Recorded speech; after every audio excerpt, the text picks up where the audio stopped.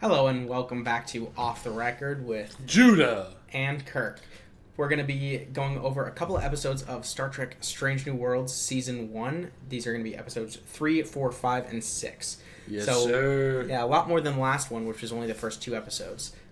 But these ones were certainly a lot more happening with them. Some of our problems with the first 2 episodes is like nothing was really happening with them. And so with this, if some of it was things we don't necessarily like, at least things were happening. So yes, we'll have a lot to talk about. We do have a lot to talk about. I will be first giving summary of Episode 3, Ghosts of Illyria, and then I'll also give Episode 4, Momento Mori. And I'll be summarizing Episode 5, Spock Amok, and Episode 6, Lift Us Where Suffering Cannot Reach. Yep. So, Ghosts of Illyria, essentially, everybody's down on this one planet. There's a storm coming in, and so they evacuate the planet, but Spock is farther away from everybody else, so Pike goes to find him, and it just takes a little bit too long, so they get stuck down on the planet. They're told basically just shelter in place, and the Enterprise will come get them whenever it's safe to. So we spend a lot of time back up on the ship. There's seems to be some weird kind of contagion going around. People are trying to get close to light, essentially, and it's kind of weird. So the crew's like, what's going on here? Eventually they figure out, everybody's actually getting sick. It's a virus that's propagated on light. And so they just can't find a way to cure themselves, essentially.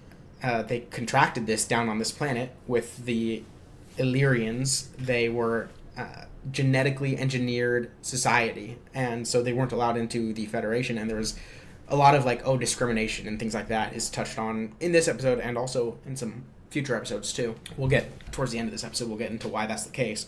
But the Illyrians, essentially, this virus is created, they think, because of the Illyrians and their genetic engineering, and so it's something that maybe they can survive and be okay with, but regular humans can't, and so they're not able to figure out a way to solve this problem. We go back down to the planet, and Spock and Pike are still down on the planet. They're sheltering. The storm has fully moved in at this point, and while they're down there, they notice these kind of ghostly figures off in the background. And it certainly made the episode a little bit more interesting. I know Judah was like, wait, hold on. Yeah. What's going on?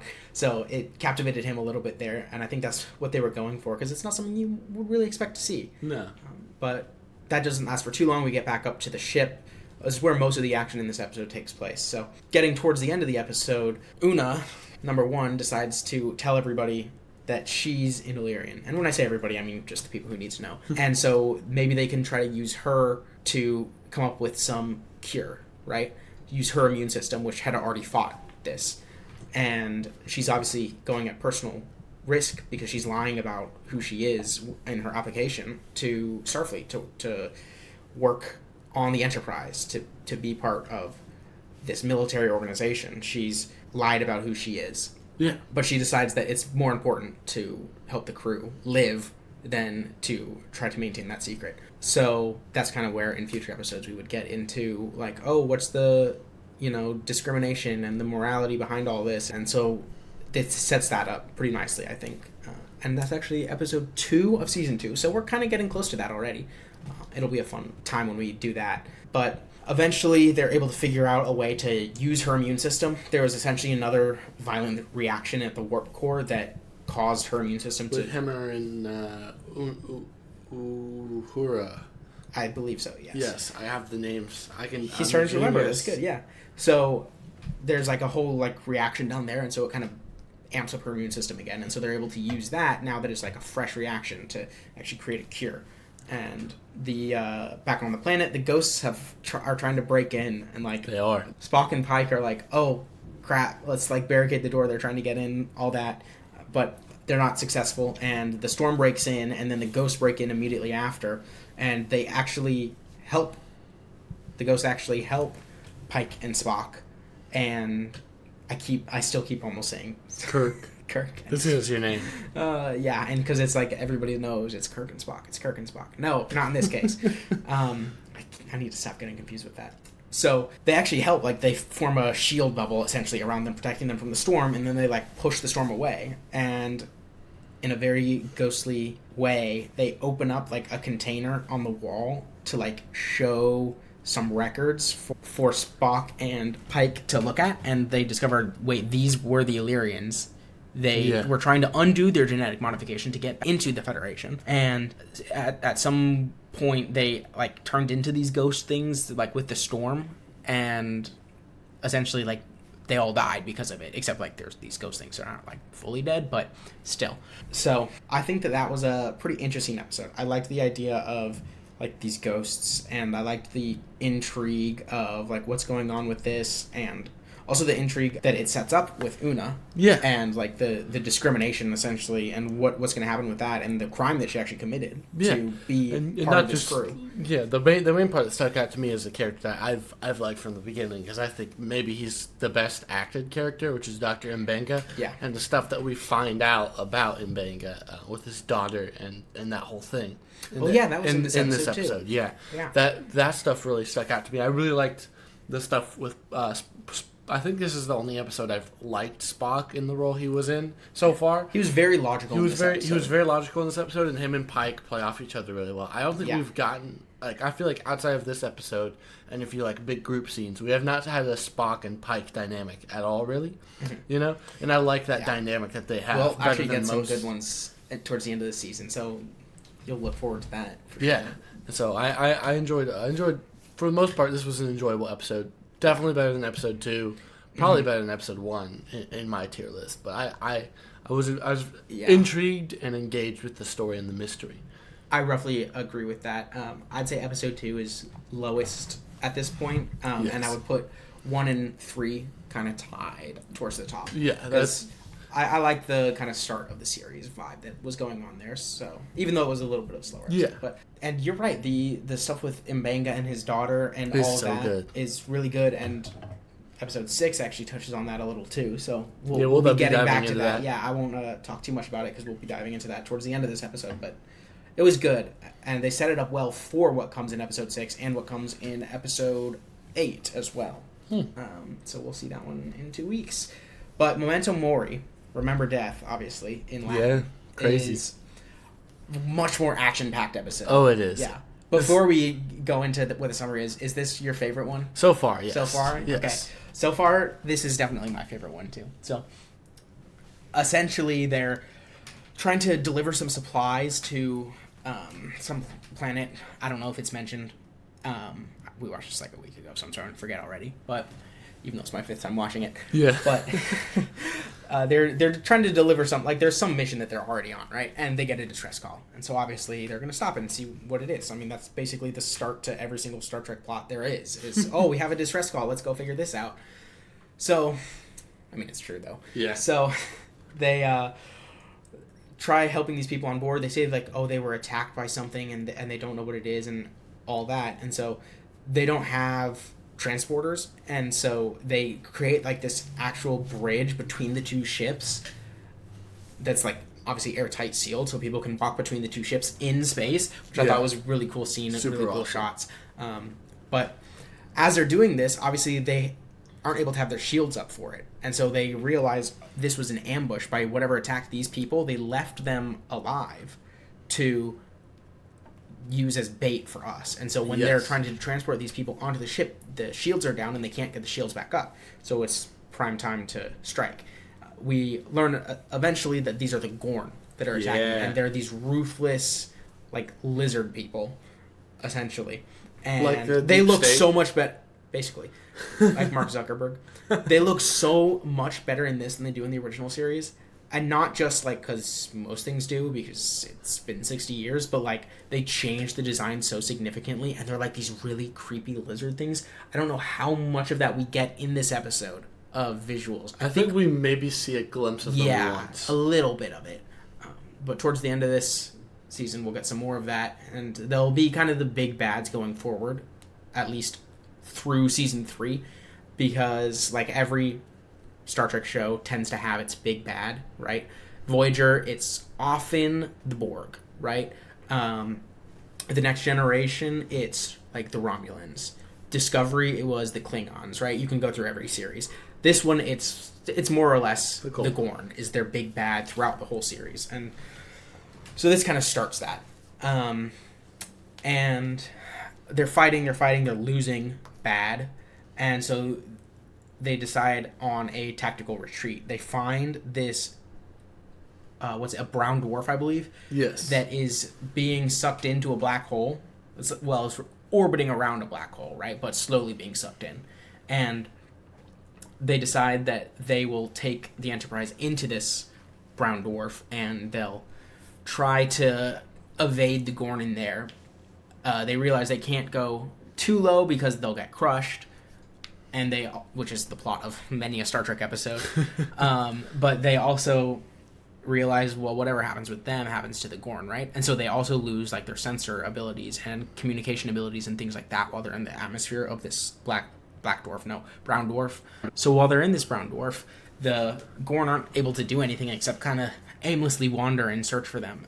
But eventually, I don't remember who it is on the crew that realizes that they can actually use just like their regular like atmospheric disturbances that are created by the wakes of these massive ships going through the atmosphere, and a very thick atmosphere in this brown dwarf. They are able to use the Coriolis forces of that to map where the Gorn ships are, right? And so there's this tiny ship that's been chasing them, and they kind of think it might be the only one. And so they like torpedo, like just they physically move above the ship, and then they don't have any like sensors or aiming or anything like that, so they can't aim a torpedo, so they just like ballistic drop it right on top of them, and it blows up. And it's actually really cool, like very Star Trek creative, like exactly what I would expect to see in something that's Star Trek. And so it was actually really nice and refreshing to see in this, that like they're finding this extremely creative way of blowing up their enemies. I love it. It's actually really cool. But when they do that, they kind of give away their position, and now the big Gorn ship comes in, and they're like, oh shoot, now we don't have any more bombs to drop. We might be screwed. So they decide, okay, we think that the Enterprise can handle the pressures. We'll just go deeper and deeper and deeper and hope that the Gorn get compressed like that Titanic submersible before we do. Yeah. And the tiny one does, actually. One of the tiny ships does. And there's one scene, like, they have to seal off the lower decks because, like, they're about to crumple and they can't lose structural integrity, so they have to, like, seal them off. And there's, like, not everybody's evacuated yet. And so there's a scene where they're, like, running, and there's, like, this one injured guy. And so somebody, like, stops and helps him and, like, tries to help, limp him forward into the airlock. And then the airlock's... Well, but the airlock is about to go, and so the guy who's injured pushes the uninjured guy forward. And the airlock closes and he dies. And so he dies, he gets crushed. And that was a really cool scene. Obviously, like, you love men getting crushed to death? It was a crushing scene, you might say. Oh man, that's funny. I'm dying. So, yeah, but I thought that was really interesting, that something that they added. Eventually, they're able to, there's like, for those who know what a mind meld is, which apparently isn't common knowledge, I don't know, I thought it was, but essentially Vulcans are like telepathic, and so they can kind of get into your head. And so Una and Spock have this mind meld, and eventually they figure out, like, oh, they use like light signals to communicate. And it's literally just Morse code. It is entirely Morse code. I feel like they could have been a little bit more creative with it, but it's literally just Morse code. It is what it is. But they use this Morse code, and they get the big ship to fire on the little ship by saying, oh, they've been infiltrated. Yeah. And so they coal the weak, right? And blow up the little ship. And then they get back down, but there's nothing really else they can do with that except get rid of the other little ship. There's still the one big ship out there. So they eventually realize, okay, we're just gonna have to make it look like we blow up going into this black hole. And so they, like, really cool, like, just beautiful scene of this black hole, like kind of Interstellar, right? Yeah. They're going towards this black hole, and they're in the accretion disk. That's what it's called, right? Accretion. I hope so. They get into the accretion disk, and they're flying around, and then there's something in the cargo hold that's, like, about to explode. And so they, like, let it fly out of the ship, and then it explodes behind them, but because of, like, how light works around a black hole, it kind of still looks like the ship exploded, and so then the Gorn just leave, and then they fly away and live happily ever after, right? Yeah. As we said right at the beginning, we thought this was a really good episode. Best one so far. Yes, I love the action in this one. It's so engaging and memorable. It's not like the other episodes aren't memorable, but it's like the moments stick out to me visually. Yeah, like around the black hole, and with the scenes outside of the ship with the Gorn chasing them. Right, it's just like it was well made and memorable. It was good. It was a lot more Star Trek-y than some of the other episodes have been too. Yeah, that's completely valid. Yeah. So, that's episode 4. It was, again, best one. If we have a tier list, it's 4 in first spot, 1 and 3 in number 2, and then episode 2 in number 3. Yeah, at the present. Yep, I'm 100% on board with that ranking. So Spock Amok. Okay, episode 5. I love this one. He doesn't. I really don't like this one. I'll talk about the parts. So, the Enterprise crew is on shore leave. Mm-hmm. All right, and Pike is helping out with some Federation diplomacy with trying to convince a new race to join the Federation. Correct, and Spock is having relationship issues with T'Pringle. T'Pring, is that her name? Yeah, T'Pring. We've been calling her T'Pringle so for no particular reason whatsoever at all. So him and T'Pring are having problems, and so Nurse Chapel's also on shore leave, and she's lets a guy down on a date, and then she sees Spock at the place, and Spock is like, "Oh, I'm having relationship issues. What's your advice?" She says something about, "There's no way that can go poorly." Yeah, there's no way that can go poorly. Like the woman with a not great relationship giving you relationship advice never goes poorly at all. And so Chapel gives him advice about seeing things from her perspective, and then they do an ancient Vulcan ritual, and they swap bodies. Hold on, who's they? They not being Chapel. T'Pring and Spock. So bodies. Chapel says you guys should understand each other better, see what it's like under perspective. Yeah, see the world through each other's eyes, right? So they did a Vulcan ritual. They're not supposed to swap bodies, but they do swap bodies, right? And so, hijinks ensues, as one would imagine, because it turns out the race that was Pike was trying to get to join the council, they were impressed by Spock and only want to hear his case, right? But guess what? T'Pring is in Spock's body, so guess what she has to do? Go do that. And guess what? Spock is in T'Pring's body, and T'Pring is like some kind of prison rehabilitation person, and there's a criminal that only wants to see her. And so with that, T'Pring in Spock's body with the help of Pike go deal with the diplomatic situation, while Spock in T'Pring's body with the help of Chapel go deal with the criminal. Alright? And hijinks ensues, and they handle those situations probably not as the other character would have handled those situations, which is kind of funny. And a lot of funny moments in a lot of funny moments, I guess you could say. I enjoyed the body swap a bit. There was on the acting side of it that was good, but I don't know. It's Spock. Yeah, it's and Spock. That's where the episode kind of fell apart for you, it's right? It's Spock.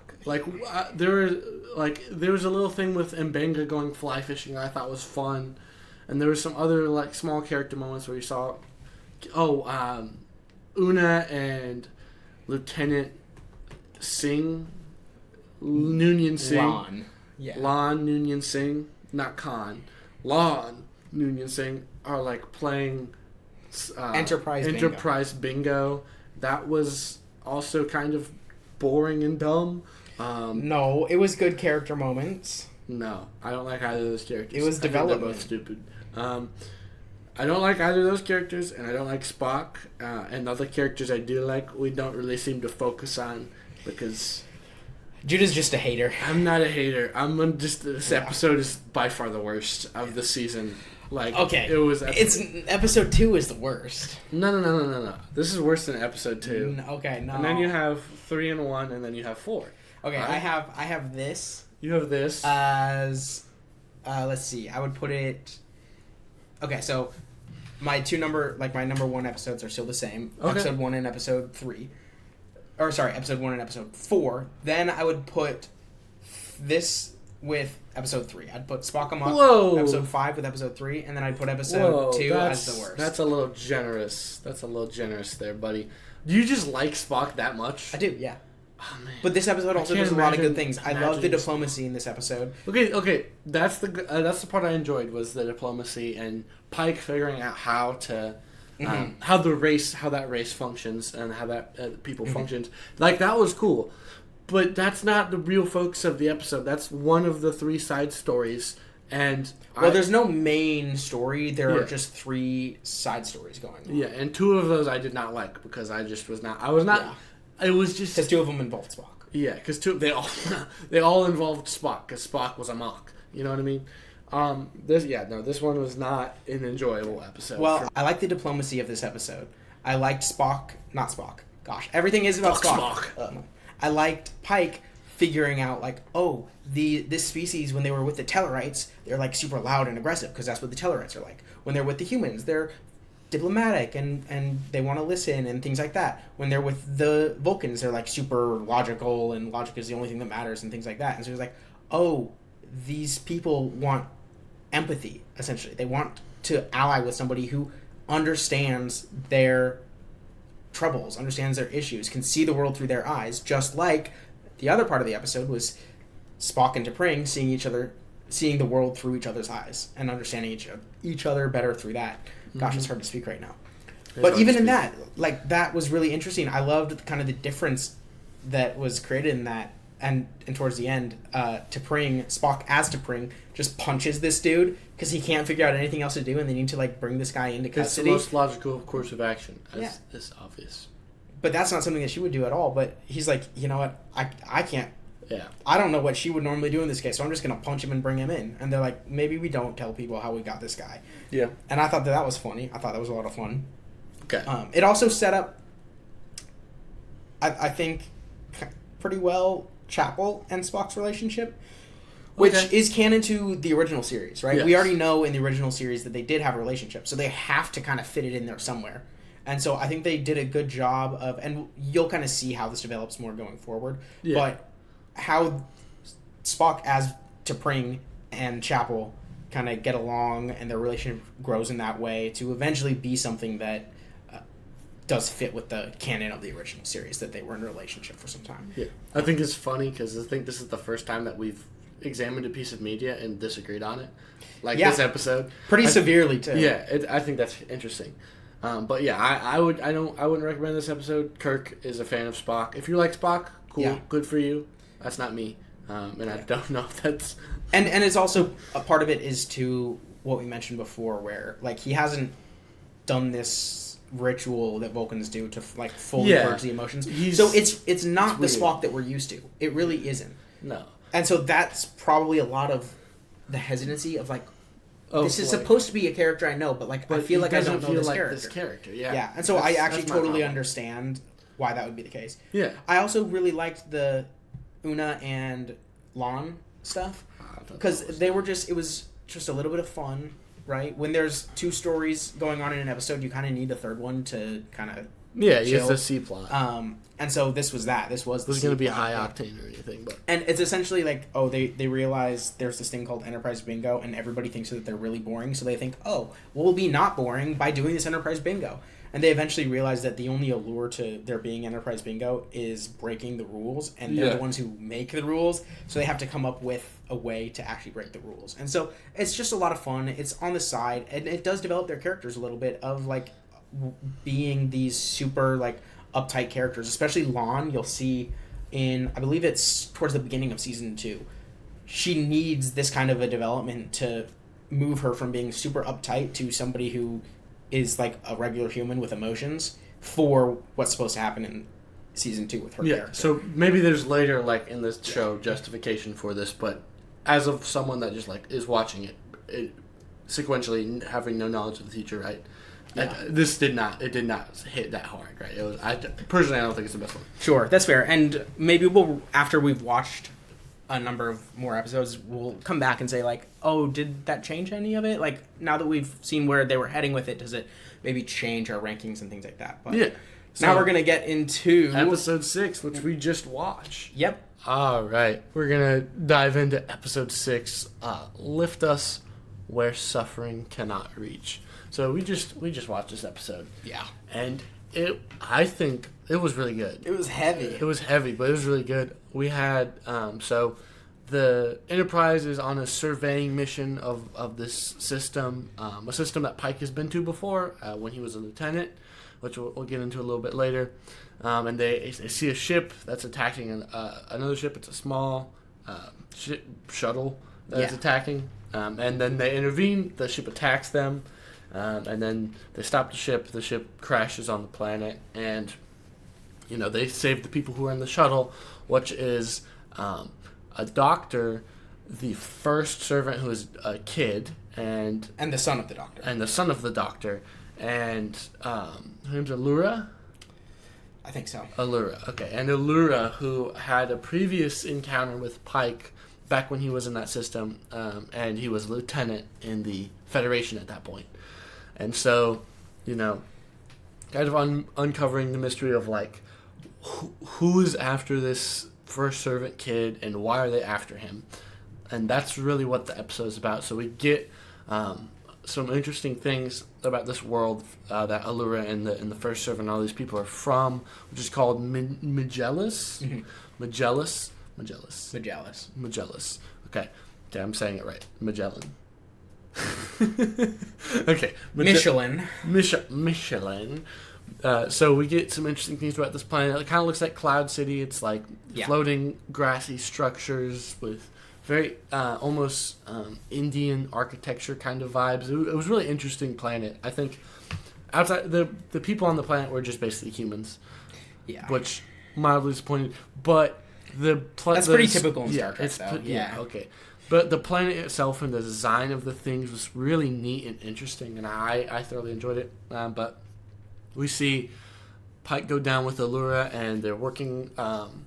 They go to where the ship crashed, and they find two things. They find something that's like a neural dampener, and they also find this coin that is given to like the guards, the royal guards or whatever they're called, right? And it's defaced, and that's a crime on that planet, right? And so then Illyria and Pike go and like assemble the guards, and they check them for their things, and then one guard refuses to show his thing when he's asked, and he kills one of the guards and he runs away, and then so they figure out that this is the traitor. They figure out that that's the traitor, and then he captures Illyria, but she gets out and stabs him, and he dies. And then Pike goes back to her place, and they shaboing. That's the most tasteful way of putting it. They do in fact shaboink. And the Pike is just like, I'm gonna die sometime in the future, or I'm gonna get cripplingly injured sometime in the future, and there will be no medical in the Federation. There will be not medical technology enough to fix me, right? But this planet has advanced medical technology, which brings us to the other side of the story that's been going on, where you have the doctor from this planet and his son, who is the first servant, right? And Dr. Mbenga and Chapel are examining him and stuff, and they realize that these people don't have disease, right? Like, they found a way to cure illnesses and injury and all that kind of type of stuff. And that works back into what we discovered about Mbenga in episode 3, right, where his daughter is terminally ill, and he's barely keeping her alive and from dying. And so he sees an opportunity here, and he asks the hypothetical question if there was a patient like his daughter to this other guy, and he's like, oh yeah, that's definitely a possibility. Like, we could, with our technology, fix that, but we don't share it with the outside world, right? And so then you get first servant. He finds Mbenga's daughter in the place, and then Mbenga finds him in the room with his daughter, and they have an interesting back and forth. And the kid seems to be really smart, and he makes a bunch of things in the episode, like technologically advanced things, like communicators and stuff like that. And then the doctor takes him, and then they go to the transporter, is that how you say it? The transporter room, and then they're beamed out, and they think the kid is beamed to one of the antagonists' ship, who are from a colony of Magellan, right? And which we find out that that's the third story. We'll get to the third story in just a second. But they beam to the ship, and they think the ship explodes when it pulls away from the tractor beam, and they think that the first servant is dead, and everyone on Magellan is afraid, and they're like, oh no, we're going to fall from the sky, and all these things and stuff, which is a little confusing. It's like, okay, how does the weight of your entire planet rest on this one kid? And then we get the kid was transported to another place on the Enterprise, and Spock and Pike find the kid, which I liked that scene. That one stuck out to me. Yeah. And they find the kid, turn him back to the planet, discover that the doctor did it, and they also discover that Lon Noonien Singh and Uhura found some texts or files, I guess, that were on the crashed ship, and then Uhura deciphered them, right? And they found out that the people that are trying to do this are from the colony that they've been told about by Illyria. But that colony is a colony of Magellan, right? And so you're like, okay, what's going on here? Like, this is interesting. What are these people hiding, right? And they got the kid back, and this looks like Pike's on their planet and witnessing this ceremony of the first servant, right? And everyone's like celebrating and stuff. But then the prisoner they have with the doctor, right, whose son is the first servant, he tells Una, right? That's Una, right? Una Tsunoda, yeah. He tells Una something that we're not privy to yet, and she's like, "Oh, I gotta call Pike right now. Like, I gotta tell him about this." Mm-hmm. And then we see what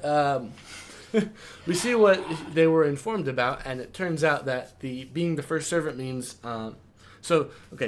they have whatever is maintaining their like technology and their way of living, right? Their Sky City. Their Sky City is a system that needs a child to be plugged into it, and it slowly and painfully drains that child of life. So it's basically over the course of years. Yeah, and it's basically like child sacrifice to Molech, but like maybe worse.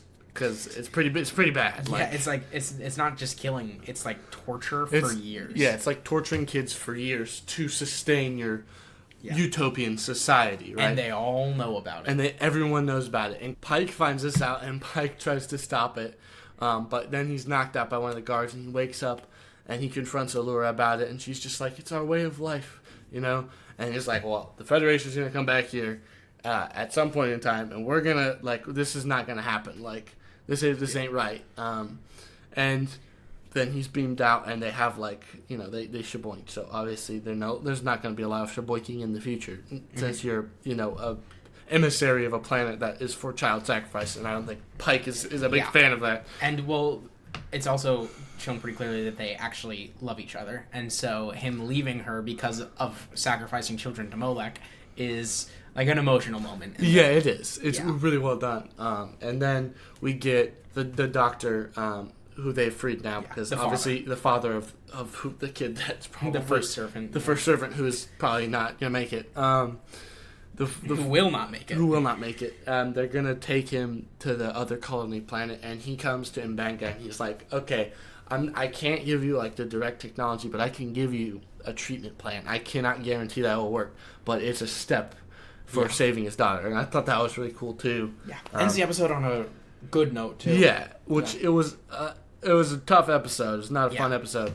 So basically, the idea of this episode is like using the suffering of a few to prop up the prosperity of many, and so this is like a very extreme version of it. But the question that's posed at the end of the episode is things like our iPhones or the clothes that we buy or things like that are made in like Chinese and Indian sweatshops where it is often even child labor, but certainly very much slave labor like conditions. And so that's kind of the question that they're posing is like, we think, we would never do something like this in this episode, and yet we also do have happily used all of these things that are built on the suffering of children too. Yeah. And so that's why we said this is like a heavy episode. This is a heavy episode. It really gives you a lot to think about, which is so Star Trek. It's so good. I really like this. I think it's my second favorite episode of the things. It's really good because I did not like the last episode. I'll be completely again. I've detailed why.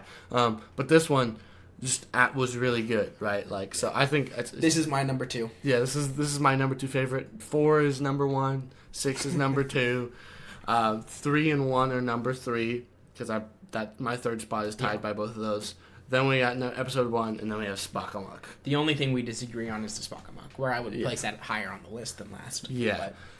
But yeah, this episode certainly both of us really agreed it was really good. It was very heavy, and that really helped it to be really good. And it, again, like we were talking about with episode 2, which both of us also really like. Yeah. It's not telling you episode 2? Beating you in the face with this is what's right. Episode 4. No. Episode 2. Because it's Predestination 1.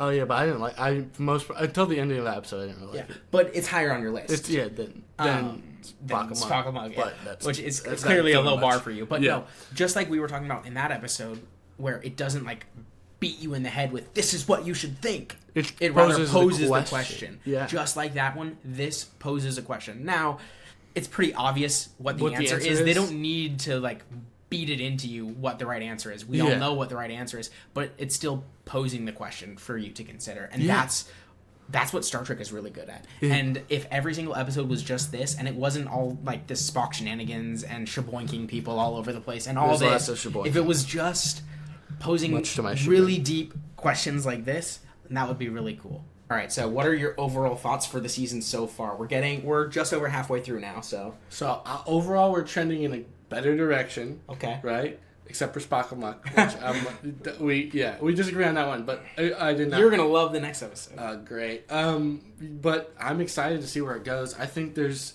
things here that, because my knowledge of Star Trek is limited. There's things here that I think are interesting to maybe explore, and maybe that they've already been explored. There are frontiers there. There are frontiers there that I think are going to be interesting to learn about. And I'm excited to see how the season wraps up, because our next episode, but our second episode after this one will be wrapping up this season. I will agree. It's definitely heading in a much better direction. I like that they're starting to pose more questions rather than trying to give more answers like that. And so I think that's a really good direction. I think that the season ends really, really well too. So I think you'll be happy about that. But tell us a little about what we're going to be doing for the next DC Star Trek. So we're going to be talking about Volume 4 of Joshua Williamson's Superman run, Rise of the Superwoman, and we're also going to be talking about Absolute Superman from Jason Aaron, The Last Dust of Krypton. I'm excited for the Absolute, because I love the Absolute universe right now. It's going to be interesting, because this is going to be one where I know Kirk is going to like the in-continuity Superman. I think Kirk might like Absolute Superman. I as a Superman fan, am not the biggest fan of it. So we might lead to some debate, right? So this is interesting. It's a fun time. So that's what we have next. And then our next Star Trek one, if you're just listening to us for Star Trek, going to be in probably 2 weeks if we keep our schedule, which we generally do. Mm-hmm. And we'll be on the rest of Season 1 of Strange New Worlds. And don't forget to to subscribe, to hit the bell, to comment if you have anything to tell us, or even if you just want to scream at us and say that we don't know what we're talking about. Well, you can tell that to Judah, because he doesn't know what I'm talking about. I know everything that I'm talking about Star Trek. That's exactly right. Yeah. But make sure you do all those things, and we will see you next time. Yeah. Bye. Wait. What? Good morning, good evening, good night. God bless. Bye-bye. I was waiting for him to say that. I was this close.